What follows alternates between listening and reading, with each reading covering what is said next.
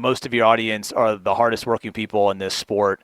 I don't do a good enough job, I think, every week of going out and finding the supers, but I make it a point, and I have a little spotter board every week that I kind of do. I track, the birdies and pars of my guys. I've got little notes at the top of it, and every week on PGA Tour Radio, the very last note at the top of my board is who's the director of agronomy or golf course superintendent, whatever the title might be that week, how long they've been there, what their past has been, and I make it a point at some point in time during the broadcast to work that in. Some of the hardest working, most down-to-earth folks, and just appreciate what you guys do and what this entire space means to our sport. Let's maintain that turf today.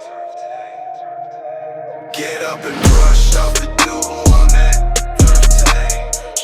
Turf today. Turf today. Cut it and roll that dew on that turf today. Turf today. Turf today. Set up, they about to come through on that turf today. Turf today. Turf today. Get up. Turf today. Get up. Turf today. Let's get out the way. Here comes first play. Let's maintain that turf today. Ladies and gentlemen, welcome back.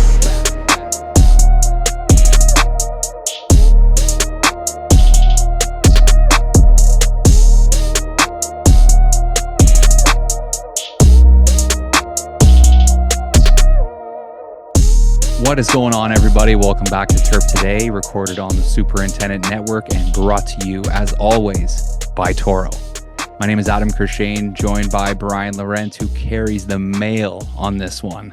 We have an awesome guest today, Mr. Will Haskett, who is a broadcaster on the PGA Radio and author of the book, The Science of Golf. Now, what's really cool about Will is he was actually old roommates of Brian. So these two just hit it off, go back and forth in this episode. Amazing, amazing quality.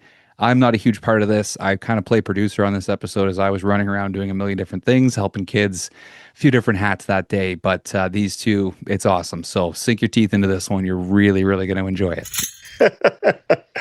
Awesome. Well, been looking forward to this one for a very long time. Well, appreciate you making the time to come on. We'll get into the backstory of you and I'm sure, here shortly. But just go ahead. We always like to kick things off with giving our guest an opportunity to do a little brief introduction of themselves. So tell us who you are, Will. Yeah, so Will Haskett, mostly a really bad sports broadcaster that's lucked his way into some pretty good gigs in my life, but for the most part over the last dozen years have been calling golf, a majority of which on the PGA Tour, on PGA Tour Radio. I knew Brian in a previous life when we were just trying to make a paycheck out of college, and back then I was just kind of trying to get from basketball game to basketball game. But I think the weirdest thing is in the golf space, whenever people just ask me that sort of broad question, and again, I've broadcast major championships, predominantly on PGA Tour Radio, PGA Tour Live. I do a little bit of work here and there for the LPGA, college golf, that type of stuff. But I've broadcast 14 sports as a play-by-play announcer in my career through the years. And while I think right now I'm most recognizable as a golf guy over the last decade, just really a sports nerd at heart that was that crazy kid where when I was 13 years old, decided I wanted to be a sports broadcaster. And it's been a circuitous route to get to where I've been the last 10 or 12 years, I guess, in my career. But I wouldn't trade a lot of the ups and downs of it, and it's been great. So, yeah, we're recording this week, RBC Heritage Week, getting ready to be on the call for PGA Tour radio coverage coming up Thursday through Sunday, wherever you get your PGA Tour audio gold. But it's been it's been 20 plus years now of calling sports, actually 30 years now of calling sports at some level. I started when I was 15 years old in high school, and now here I am 30 years later, still calling sports. So I guess you can say the idiot 13-year-old me got what he wanted. Yeah, and also an author. I am. The book's somewhere around here. I should have. I got it here. To hold it I got you covered. A signed copy, I hope. I do have a signed copy. Oh, yeah, that's good. That's good. Yeah, The Science of Golf was really a labor of. I wouldn't say it was a labor of love. I had a podcast for 4 years, so always loved coming on a good podcast called the Perfect Number Podcast, and it was really just kind of diving into the geeky side of professional optimization, if you will, in golf. So, I mean, everything from psychology to, data and strokes gained, fitness, all of those things. And then the opportunity actually fell in my lap right after I ended the podcast. I was approached to write a book that they said, look, the title is just going to be The Science of Golf. give us a book. And I had so much, just content of great people in the industry, some of the greatest minds around the sport. And honestly, 75% of what's in that book you held up was sourced by audio files that I just downloaded from my podcast through the years. So it was really fun to do that, to exercise. I think if I wrote another book right now, I'd go a complete 180 and I'd do something, emotionally connective, not necessarily as nerdy as that book is, because I feel like I get typecast a little bit. And you've played golf with me, Brian. I am not a stat geeky guy in the golf course. I am feel it, dig it out of the dirt, reps. Like I have, the club has to look good and feel good. Everything else in between is just results oriented. But it's kind of funny that in covering the game, I've become this person who's sort of a numbers geek. But yeah, thanks for shouting out the book, The Science of Golf. Get it anywhere online books are sold. It's a fantastic read. So I was digging through the grounds part of it here again over the weekend, get a little refresher prepping for this. So we'll dive into that there a little later. But like you said, got to know each other in a former life, collecting paychecks, then blowing said paychecks either on the golf course or at the casino. You did quite well though. I ended up losing, and I stayed on brand this weekend. I won 0 Masters bets this week. Really? 0. Yes. Oh, I didn't have like top 10 cashed for me. I will say my outrights didn't do very good. One of the rare weeks, because I wasn't working, that I can legally gamble on golf. Xander was plus money for a top 10, and I know it wasn't the easiest top 10, but that was the only one that I think really cashed. I had a couple of guys that shot pretty bad numbers yesterday in the final round that cost me some top 30, top 40 parlays, but it's weird to not wager on golf for 2 months when I'm working pretty much every week and then trying to rev it back up. I felt a little rusty last week trying to place lineups and major pools and all that fun stuff, but yeah, good to know that your gambling skills are still as sharp as they were at the blackjack tables in 2003 that lost. They're so bad. It's so bad, Will. Oh my gosh. If I could have back all that money, I'd probably have a second house somewhere. It'd be fantastic. But, but think about those stories. Yeah. That's it. It's been a lot of fun. On the golf course together. You and I were pretty good egg partners. Yes, we were. So Will, take us through your journey in the game of golf. I know you kind of started in the bag room, but how did you really get wrapped into the game here?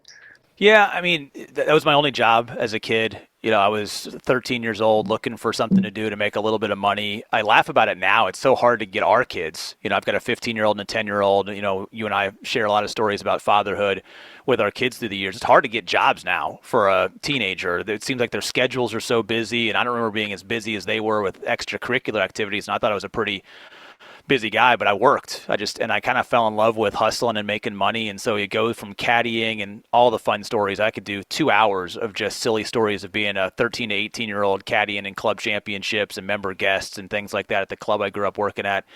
And then, ended up in the bag room, and I worked for a legendary Hall of Fame professional in the Indiana section who didn't care about child labor laws.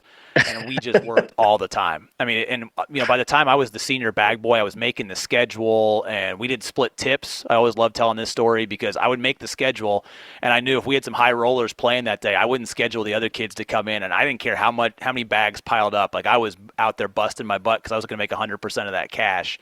And it was just, I don't know, I fell in love with so many of the little things of it, right? Like squeezing in 3 holes before the sun finally goes down after you've closed up the back room.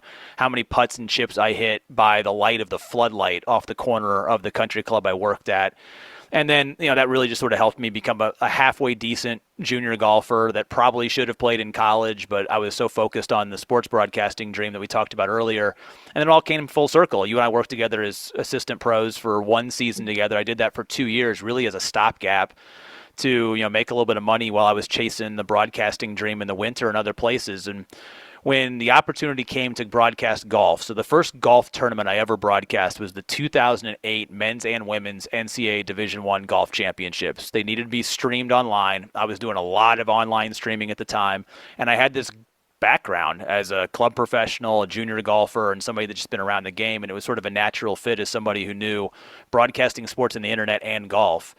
And that was kind of the beginning. That was the catalyst. The right people saw me at that point in time. You get called up to the big leagues. Next thing you know, you're working a major.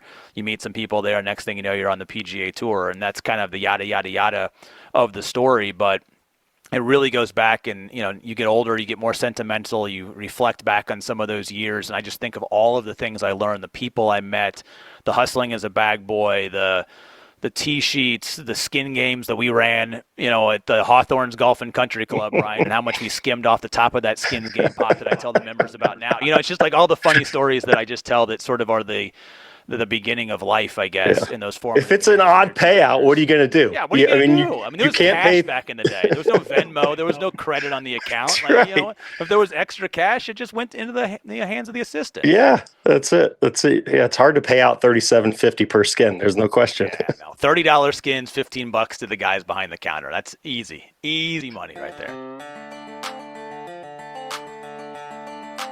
Intelli360 is a fleet management tool created by Toro that enables superintendents to track equipment, view its operation status, operating hours and maintenance needs, as well as create work orders.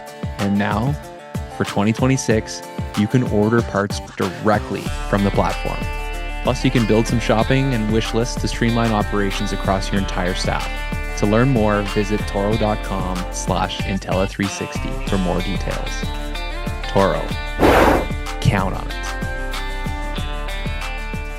So during your journey, you've obviously had some incredible highlights. And I think one of the things that I've heard you talk about most recently, I can't remember where it was, but just the opportunity to call first-time winners. And I know you've had a couple first-time winners recently. I think maybe the Bahamas last year was a first-time winner. And then, exactly. Yeah.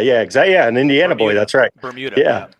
Yeah. And then, Riviera, you got to call that one as well. How cool is it to be able to watch others fulfill their dreams as you're kind of fulfilling your dream here being a broadcaster?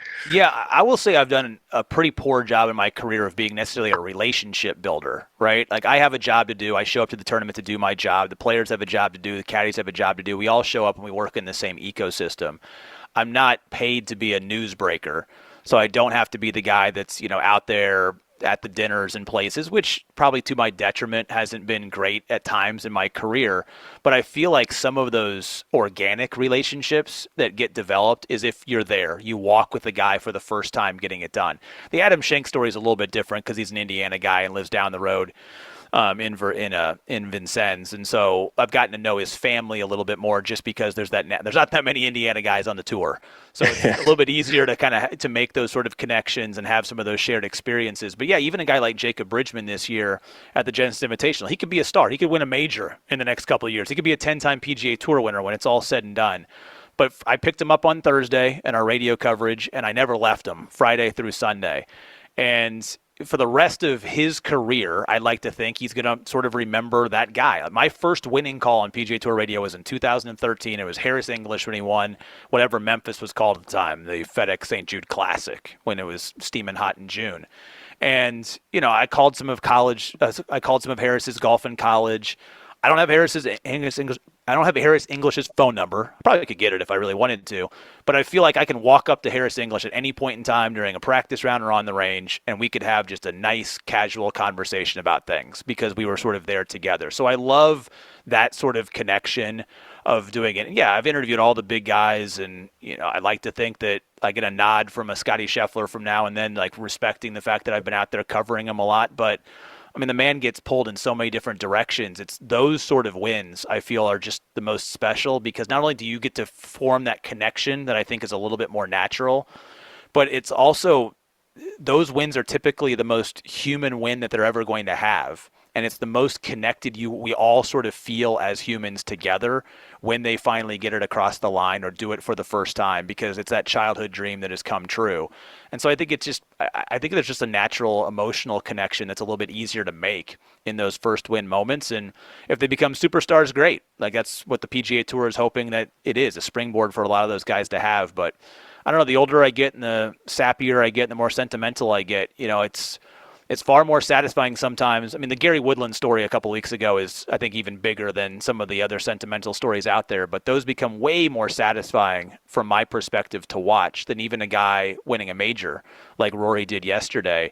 And that may sound silly, but I mean, as a dad, as somebody goes through the ups and downs of life, I think we can connect even more with the Gary Woodland story, or Peter Malnati winning in Tampa a couple of years ago as a true sort of everyman type of guy, than sometimes the superstars who we really don't know what their lives are like. We don't know how to play golf at that level, and we certainly don't know how to live at that level. And the other guys that win, we can kind of, they're eating at the same Chipotle as I am, after we get off the air, after they get done playing. And those are kind of fun, right? Yeah, absolutely, man. Those are great. That's why I love some of those shoulder season events, because those are life-changing moments for guys that are grinding to win their card, no question. What is something? Let me take a step back here. As you were talking, I was thinking, like, you get an assignment to cover the final group on Sunday or whatever it may be. How much are you thinking about, like, what you're going to say in that winning moment if you have the opportunity? So I was with Ludwig Oberg this year at the Players Championship, and I won't lie to you. I had 3 different potential, like, play on word winning calls ready to go in the barrel, ready to fire if it happened. And I'm not going to out Jim Nance for anything. I think a lot of that, I think he has an idea of what he's going to say if it sort of goes the way that you expect. Now, if something crazy happens, you're not going to shoehorn in a line that doesn't make a whole lot of sense. You have to react to the emotion of the moment. But if you get a tap in to win from the player itself, you kind of have an idea of where things are going to go. If you end up with a chip in hole out as a walk-off, you better not be looking at your script trying to get that ready. So yes, there are some things that you kind of plan to get it all right. And, we have some sponsor related or things that we are required to kind of work into calls, especially at the end of golf tournaments. And so because of that, you have to make sure that you're at least minding your P's and Q's and you don't get too imaginative or out of your own way to forget the things that you really need to make sure that you cover when it comes to sort of those winning moments. But yes, there are occasionally some calls that you've written things down. I won't share them because it didn't happen. My boy Oberg had a rough little stretch there at 11 and 12 on Sunday at the Players, and Cameron Young obviously took advantage of that one. And there I was standing in the 18th fairway listening to one of my colleagues get to call the winning putt of Cameron Young on the 18th green. So you prepare the best you can, but you also have to be really willing to move and go with the punches.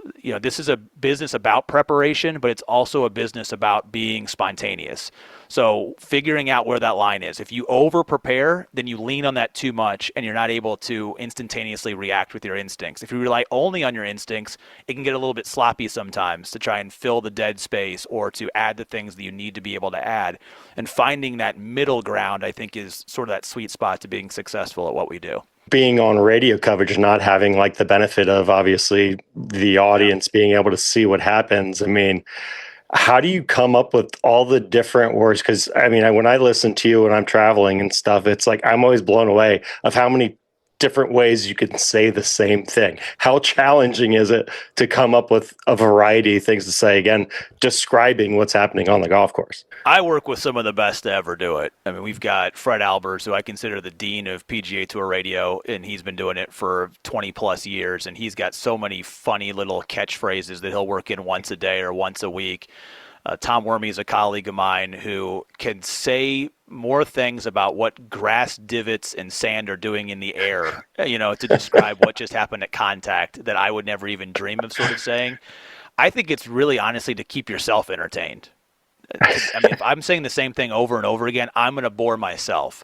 So again, it's a fine line, right? I'm not going to say a whole bunch of stuff that is, I guess, too creative, or it sounds like we're sort of forcing it. But at the same point in time, like, I don't want to get in this. I'm on the air 6, 7, sometimes 8 hours a day. I don't want to say the same 5 or 6 things in an hour. So I think it's a little bit of variety for myself and variety for the audience, because we recognize that you don't want to hear the same mundane things. And your energy has to shift too, right? There's a big difference between a guy making a 2.5-foot tap in on the easiest hole on the golf course for par and a guy making a 40-footer on the hardest hole on the golf course for birdie, right? You want to make sure that your energy is rising to the occasion or falling to whatever the moment might be out there. So I try not to get too clever. I'll let your listeners know, and because it looks like I'm going to have it again this year. I've been on the air the last 4 years calling golf the Saturday of the Kentucky Derby, which I think falls again this year on the weekend that I'm working. I think it's the week of the Miami Championship, and I'll be in Miami for that one. And I have made it a goal of mine to work in all 20 horse names into calls over the course of the round. And I went 20 for 20 last year, and there were some humdingers on that list to try and get creative. So Saturday this year at the Miami Championship, if you're around, and I probably will get in trouble for at least putting this out there because I try to keep it a little bit subtle, but the joke's kind of out at this point in time. I haven't even seen who the top horses might be, but I might be trying to work all 20 of those names into the broadcast over the course of 5 hours. And that probably happens all the time. You hear the stories all the time where guys say their buddies like, "Oh, I bet you won't say X, Y, Z," and they always find. I mean, that's got to happen about every time you cover something, right? I'm sure Timbo or Kyle or someone's like, "Hey, work this in." I get texts all the time, and some people are more creative than others about the words. And I've got plenty of colleagues, especially if it's Saturday or Sunday afternoon and you're doing, feature group, but the group is, both 2 over. And at the beginning of the day, it'll be a checklist and somebody in production will come up with that list of like 10 words that you have to figure out a way to work in. And it's easy to work most words. And we're talking about inappropriate words. We're just talking about, silly everyday words that you wouldn't necessarily hear in a golf broadcast. And some people will shoehorn them in a little bit too aggressively. The real art form is, can you find a word and figure out a way to sort of make it happen? That, to me, is the art of the business, if it can happen. Then it leads to just a great dinner side table conversation that night. Like, whoa, how did you get that word in? Oh, you won't believe what happened. This guy was over here, and he had a pitch shot. He boned it over into the bunker, and it was a perfect opportunity. And it becomes more... This is really geeky stuff, Brian, because the audience just wants to know what's happening in the golf tournament. But you know what? Those of us that are doing 30 hours a week, sometimes it's about entertaining ourselves too. Yeah, I was going to say, you're out there for, like you said, 6 to 8 hours a day. You got to do something to shake the tree a little bit. Do you have one that stands out? I should have come prepared for this one. That's okay. I mean, all the horses last year, I'd have to go back and look up some of it. But there was... there was a horse last year that had 3 words in it, right? Yeah. Like so-and-so the first or something. And what I ended up doing on a couple of these long horse names is that if they were compound words, I would figure out a way to end a sentence with one half of the word, pause, and then continue with that word on the other side so that it made sort of sense.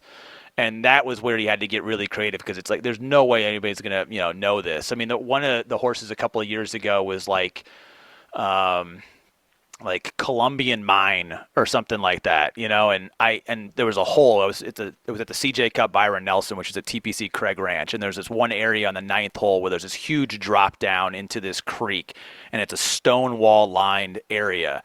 And I'm like, man, if someone can just hit it down there, it looks like a mine. I can work this in. I was like, and so I'm begging my group, like, someone please just snap hook this tee shot into this thing so I can work this. I'm not really wishing bad swings on golfers, but they didn't. But I was standing above it, and they tossed to me, and the guy backed off of his golf shot. So now I've got to fill for 15, 20 seconds. And I'm like, Yahtzee. I mean, this is the greatest opportunity because now I could say, oh, my gosh, what an incredible, beautiful hole. You pan over here, you've got this water feature, you have to cross the bridge twice, and I'm telling you what, it's carved this deep ravine down there. Reminds me of a Colombian mine or whatever the actual word sort of was. It was some South American country, and I think mine was in there. And those are the ones that stand out because they're so silly. And then of course my producer will be like, very descriptive there. Was that a horse? I'm like, yeah, that was a horse. But my favorite moment of last year, Brian, though, is I said something, I can't remember what the word was, and my producer comes in my ear and he goes, horse name, right? And I go, no, that actually wasn't. Whatever the word was I just said was just me calling golf out here. So I think that to me was as awesome of an experience as actually getting them all in, was someone didn't actually know if it was or wasn't, knowing what was going on. Adam just sent me the list of the horses. You're going to have some good ones. You're going to have some good ones. Yeah, for this year. Okay. Golden Tempo, that one's going to be a piece of cake. Super easy. Yeah, Class President, that one's not too bad. Let's see what the Puma. I mean, got plenty of guys wearing Puma out there.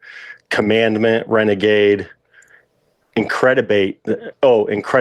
That one could be tough. Incredibolt. Oh, that's simple. Incredibolt. Yeah. He just piped one 330 down the fairway in an Incredibolt of a drive out of Rory McIlroy. Yeah, these are, you're gonna have these aren't going to be that hard for you. This list is 6-speed, Wonder Dean. Yeah, no, not too bad. You'll be good. You're making my job already easier. That's great. You're in good shape. We are back with another Ask the Agronomist segment today featuring Dr. Tony Goldsby from the Andersons. Our question comes in from Will Ferrari. Best method for controlling equisetum, or horsetails, as we like to call them. Awesome. Well, thanks for having me on the show again this week, Adam, and thanks, Will, for sending in the great question. Equisetum or horsetail, as it's known, is obviously one of those weeds that really humbles all of us because there's just not really a good one-size-fits-all true shot fix out there. And really, the key start is understanding why it's there in the first place. And a little bit more about horsetail is it really loves to thrive in that wet, poorly drained, often acidic soil.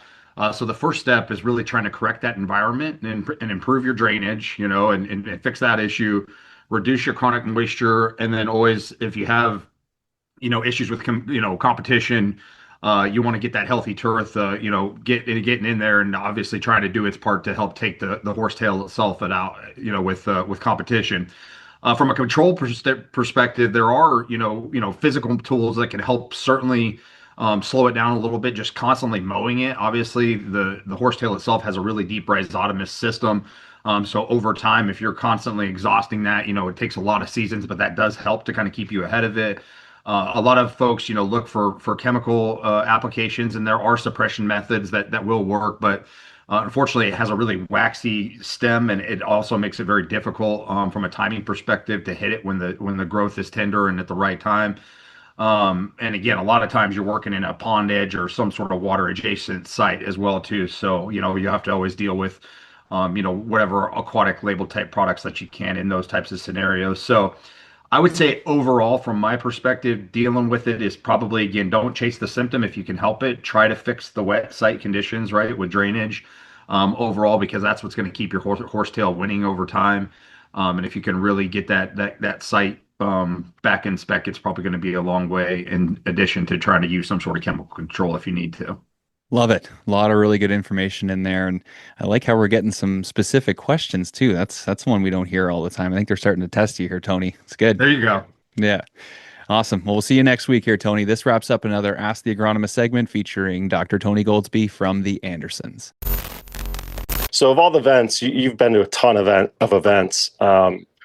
Is there anything that kind of stand out? Do you have a favorite place to visit? I know I see at the Memorial pretty much every year. Rocking it today. I saw that. Rocking the Memorial gear today. I won't be there this year. Didn't work out in the schedule, so it'll be a rare time missing it for me here in 2026. It's almost, it pretty much is a borderline perfect golf tournament. I shouldn't have said borderline. It's a perfect golf tournament. It's a perfect test for the world's best.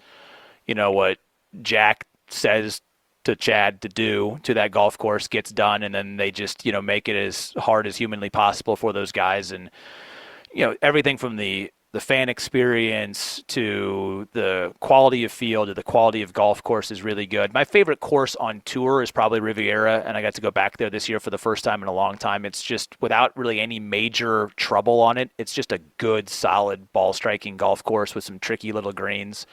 The Players Championship is almost a perfect golf tournament in many respects, just because of the familiarity, the finish, how good Sawgrass plays, how fair I think of a test it is to golfers.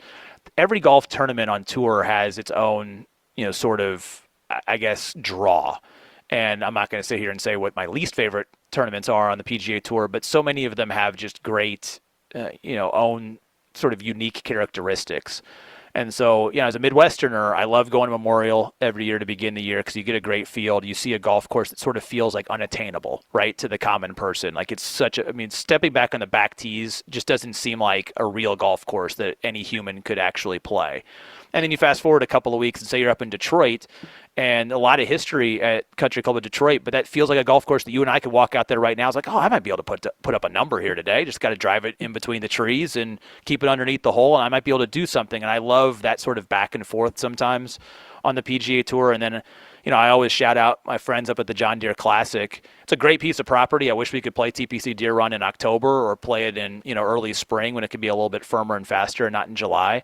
But they embrace their spot. They embrace offering young players an opportunity to get a chance chance. And if you look at the history of that golf tournament, it's been a springboard for a lot of big names in professional golf. And I think that's really important in the current professional golf ecosystem. So that's a long way of me not answering your question.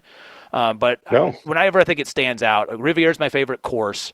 The Players is one of my favorite tournaments, and I always say the Players and Memorial together are probably my two favorite tournaments on tour. I do have to shout out the folks at the Western Golf Association, the BMW Championship every year. They go to golf-starved areas. They go to great golf courses, and there's always tens of thousands of people. It's a really, really fun tournament to follow every year. That is a great event. I was out there at Caves last year for it. They did a great job. So in all your time being around golf courses, then obviously we're a turf podcast, so let's talk a little bit of turf. As you're writing the book, what did you learn that surprised you about golf course maintenance? I think the art form, the fine line that the best professionals in the world will walk up to try and challenge the best, the experimentation, I think, is a big part of it. Learning so much of how much engineering there is behind the scenes to make new grasses. The idea of paspalum even existing as a viable turf option in golf course architecture 50 years ago, was kind of a crazy idea. Now all of a sudden you're looking at ways to bring in saltwater resistant turf to a lot of coastal areas to be able to do things. When I first went to Florida was 35 years ago probably to play golf and saw Bermuda grass for the first time in my life. And I was like, what is this weed? I never want to see this ever again. Whether I'm chipping out of it, whether I'm putting on it, like the heck with this. This is a nasty grass. Like this should never be on a golf course ever again. And now you look at the advancement of it as a turf on greens, and they're the best greens. I'm going to say this and I'm going to get in trouble because bent grass is the best grass to ever putt on. But really good now, modern engineered Bermuda is the best grass to create sustainable long-term putting surfaces. And you'll see it on the PGA Tour all the time.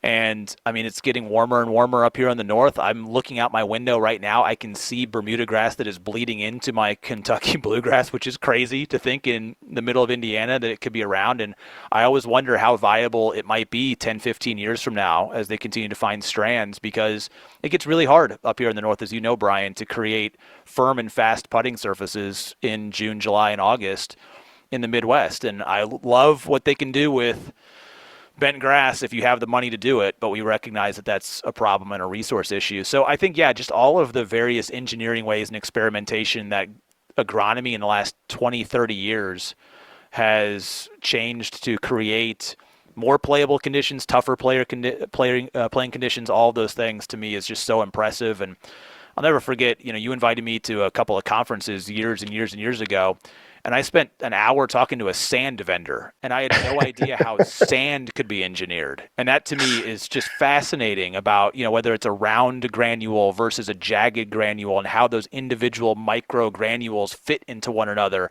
and how different it makes the playing surfaces or the playing of those bunker shots. It's I know it's not very specific, but just the engineering is incredible. Because you think of it, it's just like, how low can they cut it and keep it watered and not dying? And that's not at all the science. Like the science behind it is so much behind the scenes to create these things that make the jobs easier out there and make the playing surfaces better. So you mentioned earlier too that you've kind of gotten the reputation as the data guy. And this is really what I was curious of talking to you about was when it comes to playing conditions, course setup, it seems like there's no way to challenge these tour players anymore. In your research and your tracking stats and data, what do you think is the biggest thing that superintendents can do to challenge the best players in the world? What are the setups that you see as creating the most challenge for these guys from a stats and data perspective? Wind machines. If you can just make it blow 15 to 25 every day, then you'll be fine. I don't know. It's a great question. I don't want this to become a roll the ball back debate. I just feel like that's where we're almost at an impasse in terms of how people view it. I thought this past weekend was a really interesting case study in what do you want your golf tournament to look like. Because for the first time in a while, Augusta National had full control of that golf course from beginning all the way to end. And it blew a little bit more yesterday than I think the players thought in the back nine, but you could see it on the TV. Like, that place was starting to get purple in some spots. Oh, yeah. So they walked it up to whatever edge they wanted to walk it up to, but they kind of dialed it back on Friday and Saturday. And, they put some water here and there. It played softer. The players didn't anticipate it to play as soft as it did. Scotty Scheffler sort of referred to that yesterday when he was done, is that he was kind of surprised and maybe thought that it would have been a little bit tougher, and that obviously plays into his hands. He would like it to be as tough as humanly possible because then he'd win. And but does that make it enjoyable? How many times a year do we want even par to be a good score? If we rolled the ball back and everything was firmer and faster, would it be a good product? Majors or PGA Tour, it doesn't matter.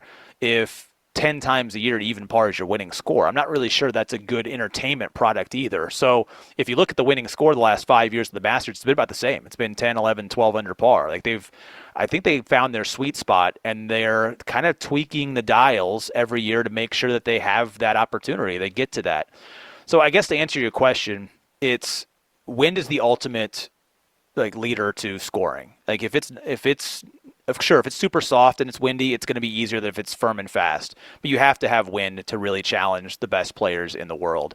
I think something that we're starting to learn more about when it comes to data is that rough doesn't necessarily offer the same challenge, or should I say an equitable challenge on a golf course as, say, having more mowed down areas and tighter surfaces around the greens. You really put a premium on ball striking and hitting greens, or short game once you miss a green, then I think you start to see a balancing act in that one. So from an agronomy standpoint, I think the data has sort of shown that pinching the fairways and growing the rough 6 inches tall doesn't do a whole lot to punish those guys that are missing fairways and hitting it a long way.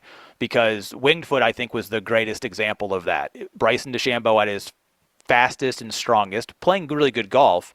I think Brendan Todd was near the top of that leaderboard at the end of the week, which he was the straightest golfer. So you had the longest driver on planet Earth with probably the straightest hitter on planet Earth, and they were near the top of the leaderboard. And could Brendan Todd have won that U.S. Open? I guess, maybe.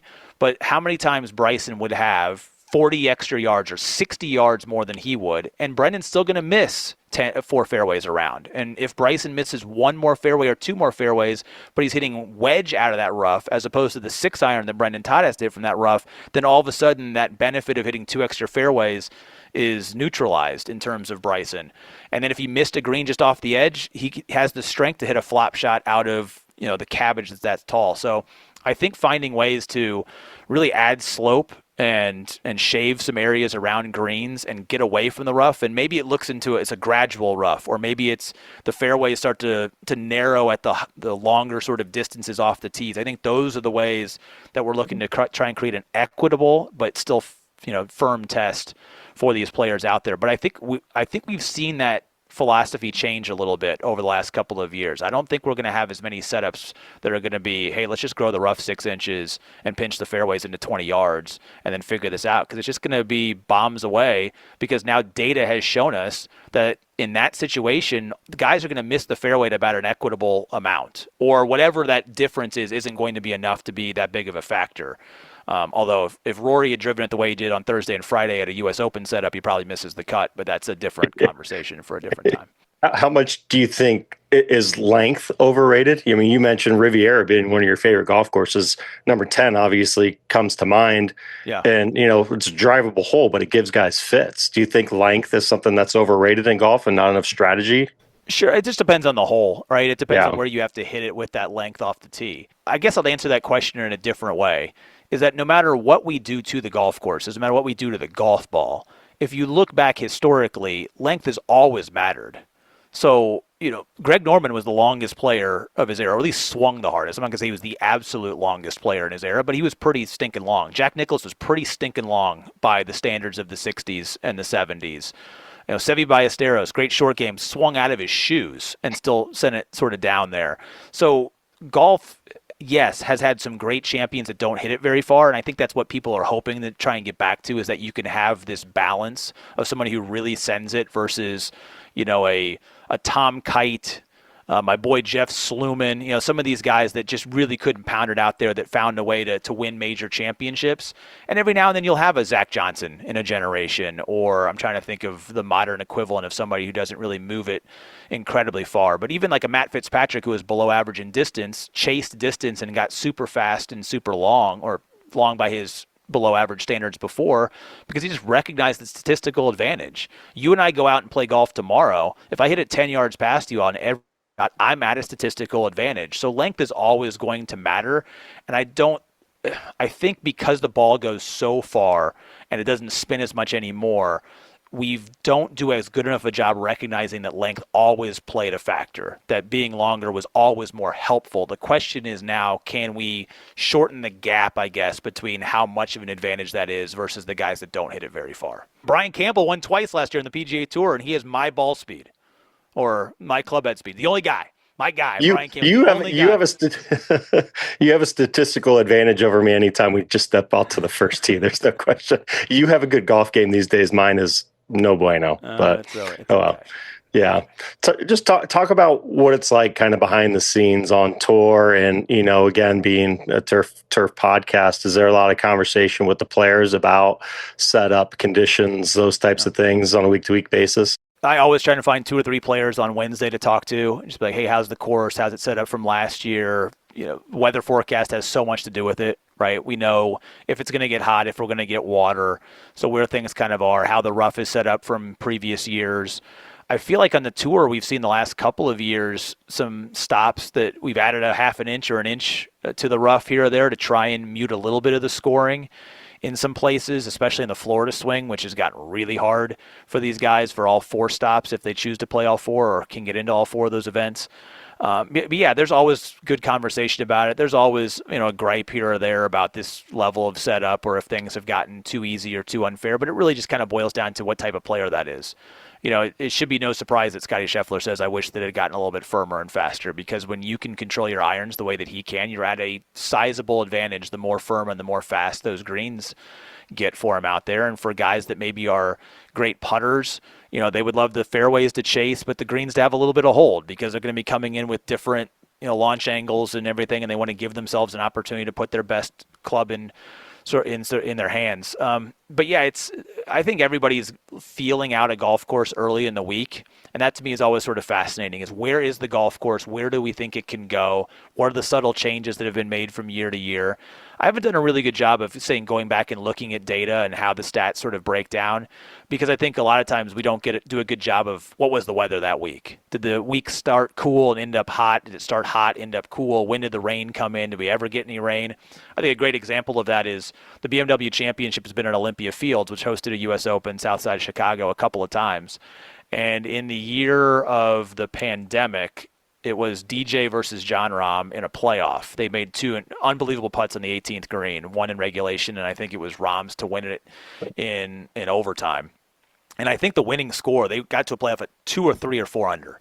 And it was one of those Midwest setups in August that was perfect, right? It got cool at night, but it hadn't rained for like 8 days. And we showed up and it's like, oh, they can do anything they want to this golf course because the bent grass isn't stressed because it's not getting too hot during the day, but it hasn't gotten water in a week. So they have full control over it. That place was like playing on a tarmac. It was so hard and so firm.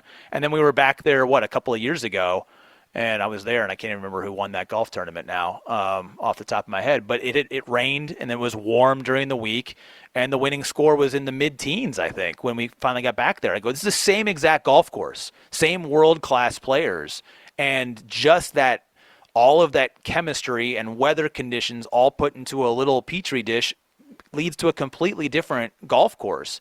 And people will say, like, oh, the setup's too easy. It's like, well, it was the exact same setup 4 years ago, just the weather cooperated.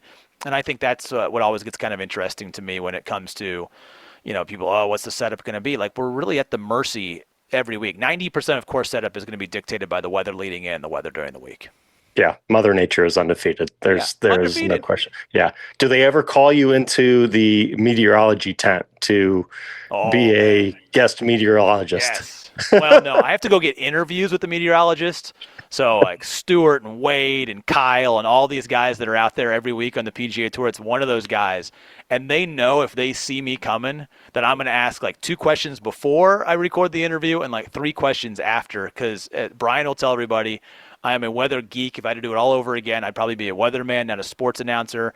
I have easily $100 worth of apps on my phone. Like I'm talking subscriptions, $100 a year to apps. I'm looking at rotation, hail size, cold front, warm fronts, how things are converging, barometric pressures. I love it all. So anytime we're in a little bit of a weather delay, I was like, oh, where's the system going? Like, where's the energy cooking from? Like, what's going to happen today? I love my interaction with my meteorologists on tour. They're the best. Do they always go to you when it's time to talk weather on the radio? No, I think people know that I've got a better idea, and I'm going to throw somebody on the bus here, because the running joke on our PGA Tour radio team was a couple of years ago. It was the Honda Classic. I think it was still the Honda, so before it became the Cognizant, and it was when Sepp Straka broke through and won for the first time in the PGA Tour.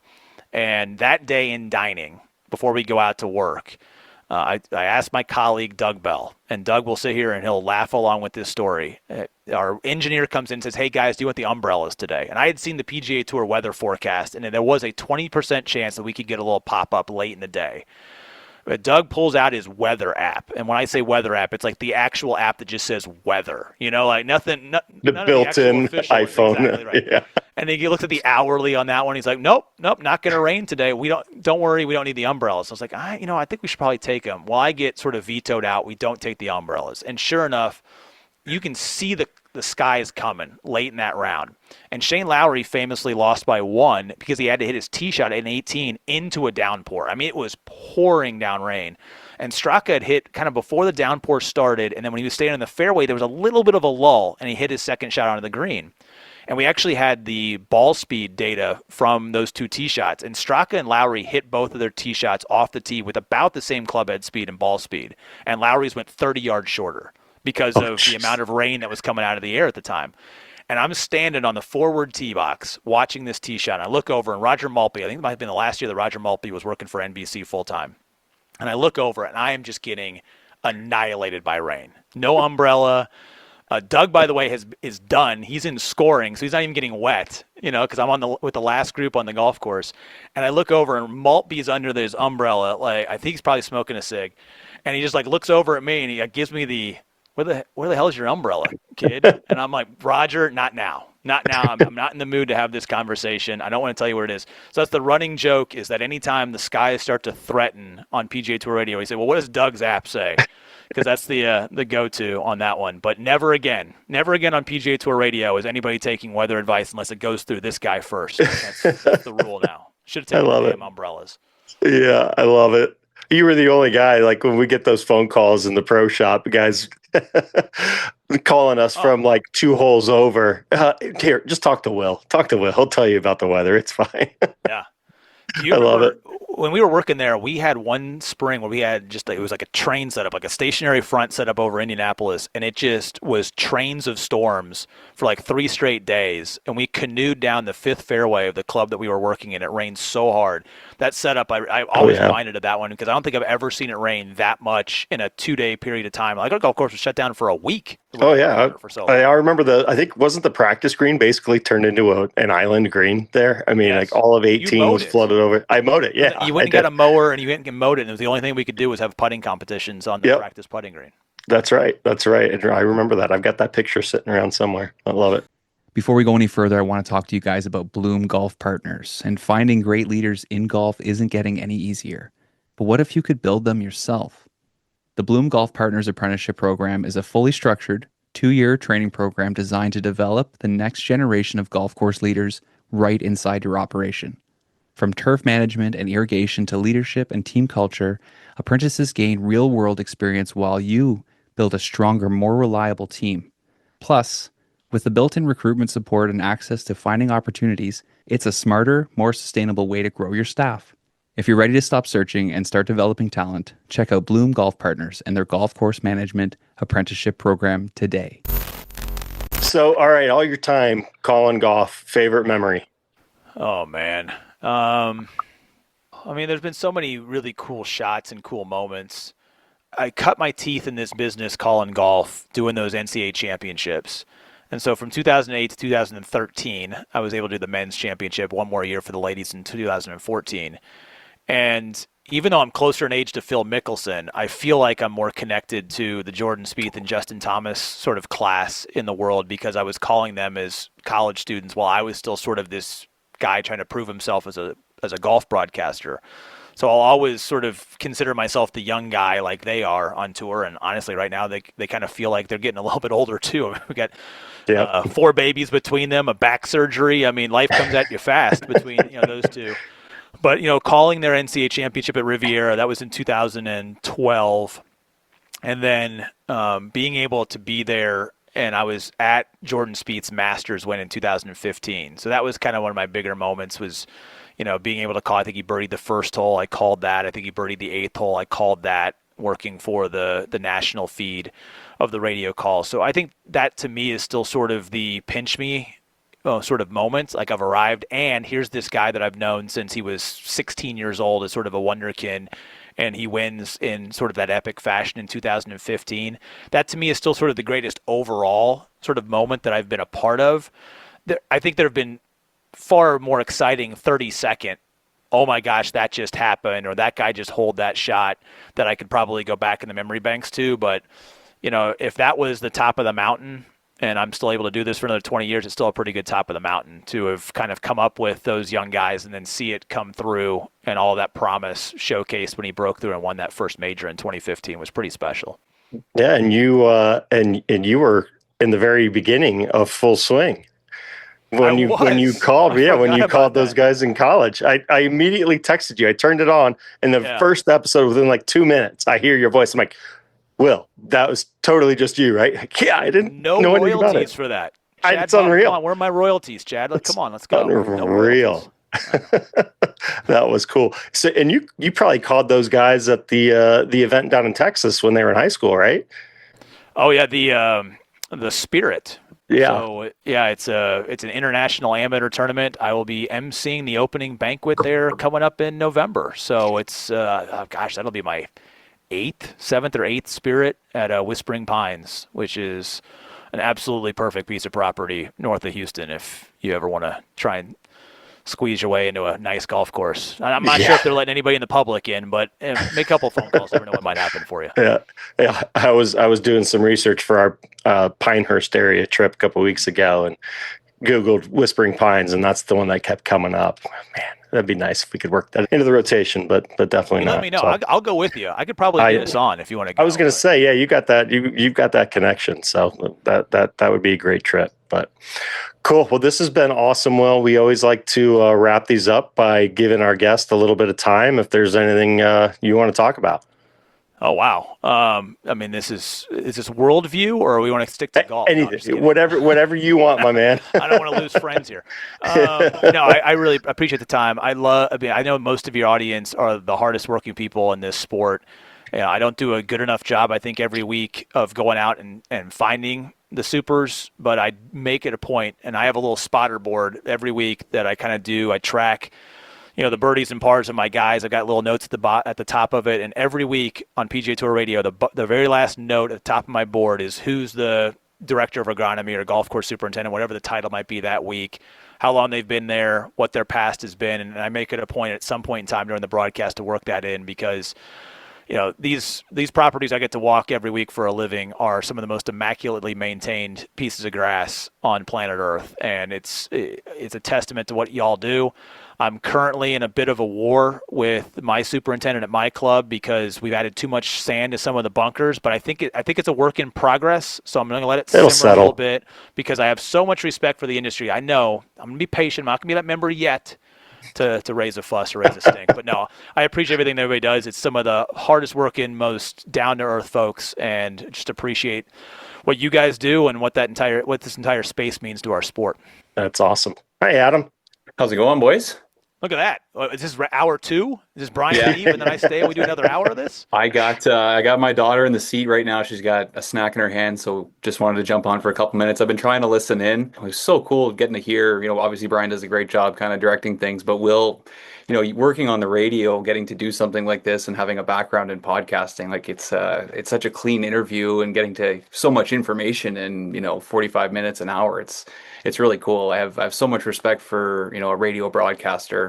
Grew up listening to the sports radio a ton myself, so it's not like anybody can do TV broadcasting, but I think, there's so much more description and painting a picture in what you do on the radio. So shout out to what you do, man. Oh, appreciate that. It's a lot of hot air, but sometimes the content is a lot of hot air, yeah. A lot of fill time, I got to fill some time sometimes. But no, I appreciate and I admire the success that you guys have had joining forces, and you put up with Brian. So, I mean, we were roommates together there for a couple of years and have too many I saved you from a wolf spider. Oh, my gosh. Don't ever forget that. I saved you from a wolf spider. Living with you those years completely cured my arachnophobia because we were infested. That condo was infested. It was terrible. I had to learn to live with it. And we're talking like this big. These things are massive. No. In the laundry, like on my pillow. It didn't matter. They were all crazy. Over that house. I drive by that condo. I don't live that far away from where we were roommates. I drive by that condo all the time. I think about those spiders every time I go down that road. I will never forget. I thought someone was like hiding in your closet with a knife or something, the way you screamed. It was on my pillow. I'm going in my room. It's just sitting there, like taking a nap on my pillow. Then we got the roll of paper towels, and it jumped onto the roll of paper towels. Yeah, there were some girlish screams there, that's for sure. We had some good times. I bet you will have some good stories of Brian we can't really share on the podcast, but no, way too many of those. If we ever cross paths, we'll definitely have to get into that. Most of those I don't remember, so it's a good thing. Awesome. Well, this has been great. Appreciate you coming on here and doing this for us, and hopefully we'll connect. What's your schedule like for the rest of the season? Oh, let's see. I will be PGA Tour Radio coverage this week at the RBC Heritage, so we'll see how that signature event plays out. I actually haven't looked at the weather forecast yet, so that's a bogey on me, 2 o'clock on a Monday afternoon here recording this, and I haven't hopped on it yet. And then off a week, and we'll see what Trump Doral looks like in Miami. That's right. Yeah. A little bit warm down there for that signature event. For PGA Tour Radio, and then feature group coverage for ESPN of the PGA Championship. Really excited. Again, I really hope the weather cooperates for Aronimink. I was there for the BMW Championship that Keegan won, and that's been probably 7-8 years. And that was one of those weird weather weeks. It was 90 and blowing on Wednesday, and that place was brown and great. And by Sunday, it rained 5 inches. We had a Monday finish in mud. It's just an incredible sort of yin-yang of how you can play a golf tournament, like firm and fast one day, and then just point, click, and target practice for the final day. And I hope that we get really good weather, because that's another one of those venues with the move of the PGA Championship into May, is if you can avoid the big dumping storms, this is the time of year to let that bluegrass cook and let those bent grass greens really hum. So I hope we get it for the PGA coming up. I'll be there next week. I'm excited to see where they're at. What they did to it, even before they played it 7 or 8 years ago and cleared it out. I played it on simulator a couple of months ago, and I forgot about how good some of the par 3 setups are. There's some really good little complexes there, so I'm excited to get back to Philly and see it. Nice. So you're going to be on the grounds for that? I'll be there. Nice. 16,000 other members of the media will be on the site for that one. Good stuff, buddy. All right. Well, hopefully Adam, likewise, man. Duty out of you today, boss. Nice man, work. I'm so sorry about not being a part of it, but it was great to listen to everything. Great to finally get to meet you, and it should be a good episode. There was so much good stuff in there. It was awesome. It's going to be different for our listeners, but I think just people that enjoy golf or had a lot of questions about some of the behind the scenes stuff. I think it's going to be really cool. Yeah, anytime you guys need me, just let me know. Hell, I got to tell you the one, so I have some time here. Uh-oh. No, I'm not doing a thing on you. I was going to do we're doing all the Kentucky Derby horses. Oh, yeah. Okay, here's one last year. So there was a horse last year called Burnham Square. I'm assuming it's Burnham and then Square, Burnham Square. I don't know if that's some sort of geographic reference or something. I'm like, how am I going to do that? And so I think I had Ricky Castillo in the final round, and he bogeys a really easy hole on the front 9. And I think my line went, well, you don't want to make too many bogeys on easy holes today, but it looks like Castillo it's going to be the 5th hole where he's going to have to burn them. Square on the card, he falls back to like 8 under par. So I used it as burn him and then pause, square on the card, and that one was like one of the trickier ones that I had to figure out a way to work in. That's impressive. That is impressive. Yeah. I mean, he drops a long putt. It could have been, he made that one from Burnham Square, or there's options. Like Baeza. I don't even know where that is. Baeza. I don't know how I worked that one in. I don't know. This one. You're not going to have too many issues with this one. This one sets up actually really well for you, Will. I'm down. I'm ready to go. Yeah. All right, bud. All right, boys. Thanks for your time. We'll chat soon. My pleasure. Take care, man. We'll see you. Thanks so much, man. See ya. When early season weed pressure starts building, GrassGuard DG from the Andersons gives you a smarter, more efficient way to respond. Formulated with a corn gluten meal, it delivers natural pre-emergent weed suppression while providing slow-release nitrogen to support steady turf growth. GrassGuard DG offers improved efficacy at lower use rates compared to traditional corn gluten meal products.